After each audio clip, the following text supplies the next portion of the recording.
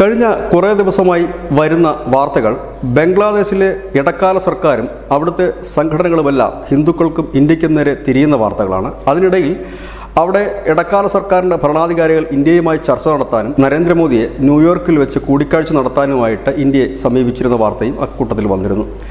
അതിന് തൊട്ടു പിന്നാലെ വന്നത് അദാനിക്ക് നൽകാനുള്ള $800 മില്യൺ എത്രയും പെട്ടെന്ന് നൽകണമെന്നാവശ്യപ്പെട്ടുകൊണ്ട് അദാനി അവിടുത്തെ ഇടക്കാല സർക്കാരിന് ഒരു കത്ത് നൽകിയതാണ്. ഇന്ന് വന്നിരിക്കുന്ന ഒരു ഏറ്റവും പുതിയ വാർത്ത, ഇപ്പോൾ ബംഗ്ലാദേശിൽ കയറിയിരിക്കുന്ന ഇടക്കാല സർക്കാർ അദാനിയുടെ ഈ കരാർ പുനഃപരിശോധിക്കുമെന്നാണ് പറഞ്ഞിരിക്കുന്നത്. അതായത് ഇതിലെന്തെങ്കിലും അഴിമതികൾ നടന്നിട്ടുണ്ട്. കാരണം ഷേഖ് ഹസീനയുടെ കാലത്ത് ഉണ്ടായിരുന്നൊരു കരാറാണ്. അതുകൊണ്ട് തന്നെ അതിനെക്കുറിച്ച് ഞങ്ങൾ കൂടുതൽ പുനഃപരിശോധിക്കുമെന്നാണ് ഇപ്പോൾ ബംഗ്ലാദേശിൻ്റെ ഇടക്കാല സർക്കാർ അറിയിച്ചിരിക്കുന്നത്. അതായാലും അദാനി ബംഗ്ലാദേശിൻ്റെ ഒരു പോർമുഖം തുറന്നു എന്ന് തന്നെ ഇതിൽ നിന്ന് വ്യക്തമാണ്. കാരണം കിട്ടാനുള്ള പൈസ ചോദിച്ചുകൊണ്ട് അദാനി കത്ത് കൊടുക്കുന്നു. എന്നാൽ ആ പൈസ നൽകുന്നതിനെക്കുറിച്ചല്ല പറയുന്നത്. പക്ഷേ ആ കരാറിൽ എന്തൊക്കെയോ കുഴപ്പങ്ങളുണ്ട് എന്നുള്ള തരത്തിലാണ് ബംഗ്ലാദേശിൽ നിന്ന് വരുന്ന വാർത്തകൾ. പക്ഷേ ബംഗ്ലാദേശ് ഒരു കട്ടായത്തിലേക്ക് നീങ്ങാത്തതിൻ്റെ പ്രധാനപ്പെട്ട കാരണം ബംഗ്ലാദേശ് അഭിമുഖീകരിക്കാൻ പോകുന്ന വലിയ രണ്ട് പ്രതിസന്ധികൾ തന്നെയാണ്. അതിലൊന്ന് വൈദ്യുതി പ്രതിസന്ധിയാണ്. രണ്ടാമത്തെ പ്രതിസന്ധി എന്ന് പറയുന്നത് അഭയാർത്ഥി പ്രവാഹമാണ്. അതായത് വൈദ്യുതി പ്രതിസന്ധി, ഇന്ത്യയിൽ നിന്നാണ് ബംഗ്ലാദേശ് ഏറ്റവും കൂടുതൽ വൈദ്യുതി വാങ്ങുന്നത്. അത് അദാനി പവർ ഗ്രൂപ്പിൽ നിന്ന് മാത്രമല്ല, വിവിധ പ്രൊജക്റ്റുകളിൽ നിന്നും വൈദ്യുതി വാങ്ങുന്നുണ്ട് ബംഗ്ലാദേശ്. അത് കൂടുതലും ഉപയോഗിക്കുന്നത് ബംഗ്ലാദേശിലെ വ്യാവസായിക കാര്യങ്ങൾക്ക് വേണ്ടിയിട്ടാണ്, ഫാക്ടറികളും മറ്റും പ്രവർത്തിക്കാനാണ്. നമുക്കറിയാം ബംഗ്ലാദേശിൽ ഈ സംഘർഷം രൂക്ഷമായതിന് തൊട്ടു പിന്നാലെ ബംഗ്ലാദേശിൽ തഴച്ചു വളർന്നിരുന്ന, ഇല്ലെങ്കിൽ അവർക്ക് ലാഭം നേടിക്കൊടുത്തുകൊണ്ടിരുന്ന തുണി വ്യവസായത്തിൻ്റെ പകുതിയേറെയും ഇന്ത്യയിലേക്ക് വരികയും ഇന്ത്യയിൽ അത് തഴച്ചു വളരാൻ ആരംഭിക്കുകയും ചെയ്തു. ഒന്ന് ചാകുമ്പോൾ മറ്റൊന്നിന് വളമാകും എന്ന് പറഞ്ഞതുപോലെയാണ് കാര്യങ്ങൾ. അതിനിടയിലാണ് ഈ രണ്ട് വലിയ പ്രതിസന്ധി ബംഗ്ലാദേശിനെ തുറച്ചു നോക്കുന്നത്. അതിൽ പ്രധാനം 10 ലക്ഷത്തോളം വരുന്ന റോഹിംഗ്യ മുസ്ലിങ്ങളുടെ അഭയാർത്ഥികളാണ്. ആ അഭയാർത്ഥി പ്രവാഹം ബംഗ്ലാദേശിലേക്ക് ഉണ്ടാകാനുള്ള സാധ്യത ബംഗ്ലാദേശ് കാണുന്നുണ്ട്. കാരണം ഷെയ്ഖ് ഹസീനയുടെ കാലത്ത് ഇതിനെ ഒരു പരിധിവരെ തടഞ്ഞു നിർത്താൻ കഴിഞ്ഞുവെങ്കിൽ ഇപ്പോൾ അതിന് കഴിയില്ല എന്ന് ബംഗ്ലാദേശിലെ ഇടക്കാല സർക്കാരും കരുതുന്നു. അതുകൊണ്ടാണ് ബംഗ്ലാദേശിൻ്റെ മുഹമ്മദ് യൂനുസ് ഇടയ്ക്കിടയ്ക്ക് പറയുന്നത് ഇന്ത്യ കൂടി ഇതിൽ സഹകരിക്കണമെന്ന്. കാരണം 10 ലക്ഷത്തോളം വരുന്ന മ്യാൻമാർ താമസിക്കുന്ന റോഹിംഗ്യ മുസ്ലിങ്ങളുണ്ട്. ആ മുസ്ലിങ്ങൾക്ക് അവിടെ കിടപ്പാടം പോലുമില്ല. അതുകൊണ്ട് തന്നെ അവർക്കൊരു സ്റ്റേറ്റ് ഉണ്ടാകുന്നത് വരെ ഇന്ത്യയും അതിൽ സഹകരിക്കണം, ഇവരെ അഭയാർത്ഥികളായി നിലനിർത്തണം എന്നുള്ളത് തന്നെയാണ്. നിലവിൽ ഇന്ത്യയിൽ ലക്ഷക്കണക്കിന് റോഹിംഗ്യ മുസ്ലിങ്ങൾ ഉണ്ട്. ഏതായാലും ഇന്ത്യയെ അല്ല, ഇല്ലെങ്കിൽ നരേന്ദ്രമോദിയെ അല്ല ശരിക്കും ബംഗ്ലാദേശിലെ ഈ ഭരണകൂടവും മുഹമ്മദ് യൂനുസ് ആയാലും ഒപ്പം തന്നെ അദ്ദേഹത്തിൻ്റെ സംഘടനക്കാരായാലും ഇല്ലെങ്കിൽ പ്രക്ഷോഭം നടത്തുന്നവരും ഭയക്കുന്നത് മറ്റൊന്നുമല്ല.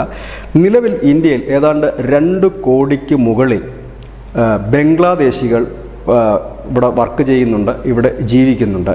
അതുകൂടാതെ റോഹിംഗ്യ മുസ്ലിങ്ങളുടെ സംഖ്യ വേറെയും. ഇവിടെ ഒരു തീപ്പൊരി ഉണ്ടായാൽ, അതായത് ഇന്ത്യയിലെ ഏതെങ്കിലും ഒരു നേതാവ് ഈ ബംഗ്ലാദേശികൾക്കെതിരെ വിദ്വേഷം പ്രസംഗം നടത്തുകയും കലാപത്തിന് ആഹ്വാനം ചെയ്യുകയും ചെയ്താൽ സ്വാഭാവികമായി അത് രാജ്യം മുഴുവൻ പടർന്നു പിടിക്കും. അങ്ങനെയെങ്കിൽ ബംഗ്ലാദേശികൾ ഇന്ത്യയിൽ നിന്നൊരു കൂട്ടപ്പലായനത്തിന് കാരണമാകും. ആ ഒരു അഭയാർത്ഥി പ്രവാഹം താങ്ങാൻ നിലവിൽ ബംഗ്ലാദേശിന് കഴിയുകയുമില്ല. ഏതായാലും 2004 നമ്മുടെ പാർലമെൻറ്റിൽ അന്നത്തെ ആഭ്യന്തരമന്ത്രിയായിരുന്ന പ്രകാശ് ജയ്സ്വാൾ പറഞ്ഞത് നമ്മുടെ രാജ്യത്ത് 1.2 കോടി ബംഗ്ലാദേശികൾ ഉണ്ട് എന്നാണ്. 2016 ആയപ്പോഴേക്കും BJP അധികാരത്തിൽ വന്നു. BJPയുടെ ആഭ്യന്തര സഹമന്ത്രിയായിരുന്ന കിരൺ റിജ്ജു പാർലമെൻറ്റിൽ പറഞ്ഞത് 2 കോടി അഭയാർത്ഥികൾ അല്ലെങ്കിൽ കുടിയേറ്റക്കാർ ഈ രാജ്യത്ത് ഉണ്ട് എന്നുള്ളതാണ്. 2019 റോഹിംഗ്യകളുടെ കണക്ക്, അതായത് അഭയാർത്ഥി ക്യാമ്പുകളിൽ മറ്റും താമസിക്കുന്ന ഔദ്യോഗികമായ കണക്ക് 40,000 പേർ അഭയാർത്ഥി ക്യാമ്പുകളിലും മറ്റും നമ്മുടെ രാജ്യത്ത് ഉണ്ട് എന്നുള്ളത്. പക്ഷേ അതിനേക്കാൾ വളരെ അധികമാണ് റോഹിംഗ്യ മുസ്ലിങ്ങൾ ഇന്ത്യയിലുള്ള എണ്ണം. ഏറ്റവും കൂടുതൽ റോഹിംഗ്യ മുസ്ലിങ്ങൾ ഉള്ളത് ആസാമിലും ഒപ്പം തന്നെ വെസ്റ്റ് ബംഗാളിലുമാണ്. ഒപ്പം ഈ ബംഗ്ലാദേശികൾ ഏറ്റവും കൂടുതലുള്ളതും ഈ വടക്കുകിഴക്കൻ സംസ്ഥാനങ്ങളിലും ഒപ്പം തന്നെ ഈ പറയുന്ന ബംഗാളിലുമാണ്. വടക്കിഴക്കൻ സംസ്ഥാനത്തെ സ്ഥിതി എന്തെന്ന് ചോദിച്ചു കഴിഞ്ഞാൽ അവിടെ കുടിയേറ്റക്കാരെ പുറത്താക്കണമെന്ന് പറഞ്ഞുകൊണ്ട് പ്രക്ഷോഭം ആരംഭിച്ചിട്ട് പതിറ്റാണ്ടുകളായി. പൗരത്വ ഭേദഗതി നിയമത്തിനെതിരെ അവർ സമരം ചെയ്തത് മുസ്ലിങ്ങളെയോ കുടിയിരുത്താനോ അല്ലെങ്കിൽ ഹിന്ദുക്കളെ പുറത്താക്കാനോ ആയിരുന്നില്ല. 1971 ശേഷം വന്ന എല്ലാ കുടിയേറ്റക്കാരും, ബംഗ്ലാദേശിൽ നിന്ന് വന്ന എല്ലാവരും ഞങ്ങളുടെ സംസ്ഥാനം വിട്ട് പോകണമെന്നുള്ള രീതിയിലായിരുന്നു അവിടെ അന്ന് തുടങ്ങിയ പ്രതിഷേധവും പ്രക്ഷോഭമൊക്കെ.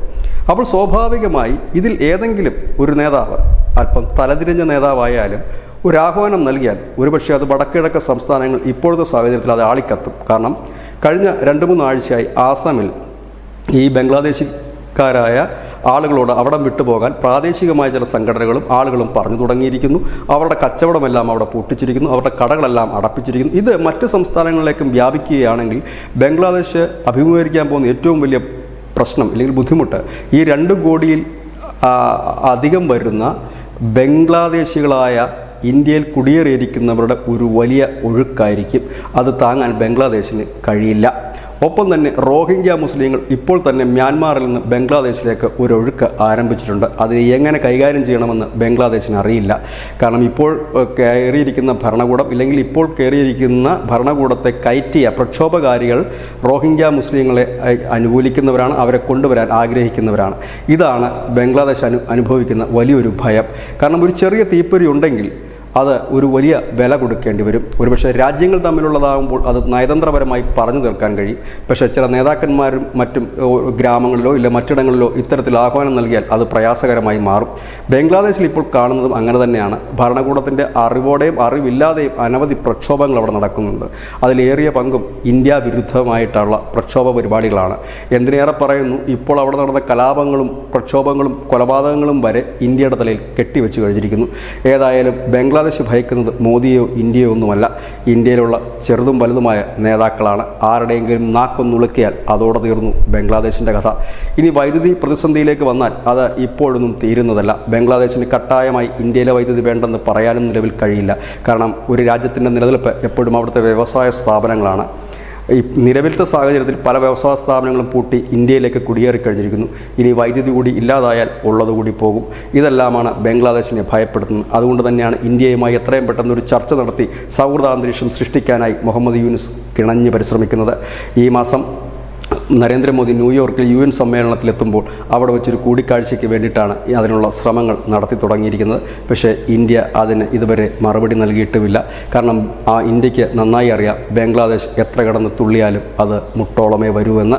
മലയാളത്തിലെ ഒരു പഴഞ്ചൊല്ല് പോലെ ചെമ്മീൻ ചാടിയാൽ മുട്ടോളം, ഇല്ലെങ്കിൽ ചട്ടിയിലേക്ക്. ഇത് തന്നെയാണ് ഇപ്പോഴത്തെ നമ്മളുടെ ബംഗ്ലാദേശ് ഇന്ത്യ ബന്ധം. ഇതാണ് ന്യൂസിൻ്റെ നടക്കുന്ന പോയിൻ്റ്. നന്ദി, നമസ്കാരം.